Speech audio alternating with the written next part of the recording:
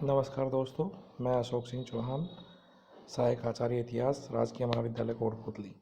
आज की इस वीडियो में हम हमारे पूर्व की वीडियो से आगे पुनर्जागरण की विशेषताओं का अध्ययन करेंगे। पुनर्जागरण जो कि 14वीं से 17वीं शताब्दी के मध्य यूरोप में आए परिवर्तन, जिन्होंने जीवन के सभी पहलुओं को प्रभावित किया और मानव जीवन को, सभ्यता और संस्कृति को एक नई दिशा दी, उसे उन्हीं परिवर्तनों को हम पुनर्जागरण कहते हैं।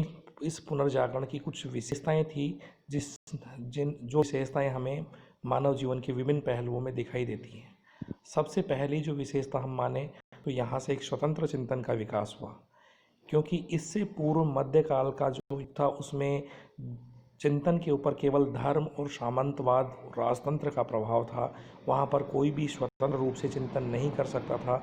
वहाँ प्रत्येक चिंतन के ऊपर प्रभाव था और स्वतंत्र चिंतन का अभाव था। लेकिन जब पुनर्जागरण का प्रारंभ हुआ तो पुनर्जागरण की एक सर्वप्रमुख विशेषता के रूप में स्वतंत्र चिंतन का उद्भव हुआ, जिसमें चिंतन के ऊपर किसी प्रकार का कोई प्रतिबंध नहीं।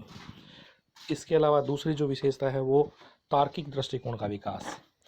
इससे पुनर्जागरण से पूर्व किसी भी बात को स्वीकार करने के लिए यह आवश्यक था कि वह धर्म के अनुकूल हो या धार्मिक ग्रंथों के अनुकूल हो। लेकिन अब किसी भी बात को स्वीकार करने के लिए तर्क की कसौटी पर कसा जाने लगा। वह तर्क के अनुकूल है, तर्क पर खरी उतरती है तो उसे स्वीकार किया जाने लगा। इस तरह का जो दृष्टिकोण उत्पन्न हुआ वह पुनर्जागरण की एक विशेषता थी, अर्थात तार्किक दृष्टिकोण, तार्किक चिंतन का दृष्टिकोण भी पुनर्जागरण की विशेषता थी। तीसरी विशेषता मानववाद का विकास। पुनर्जागरण की तीसरी और सर्वप्रमुख विशेषता मानववाद का विकास थी, क्योंकि इससे पहले मानव का जीवन किसी भी चिंतन या कार्य का केंद्र नहीं होता था, बल्कि पारलौकिक जीवन होता था। लेकिन अब पुनर्जागरण की एक सबसे प्रमुख विशेषता थी कि सभी समस्त कार्यों और गतिविधियों का केंद्र मानव का सुख दुख और मानव जीवन था, उसका लौकिक जीवन था, ना कि पारलौकिक जीवन। इस दृष्टिकोण के जन्मदाता, मानववाद के जन्मदाता पेट्रार्क थे और उन्हीं के प्रभाव के कारण पुनर्जागरण के बाद या पुनर्जागरण के प्रभाव के परिणाम स्वरूप कालांतर में सभी गतिविधियों का केंद्र बिंदु मानव का लौकिक जीवन बना। इसके अलावा अगली जो विशेषता थी वो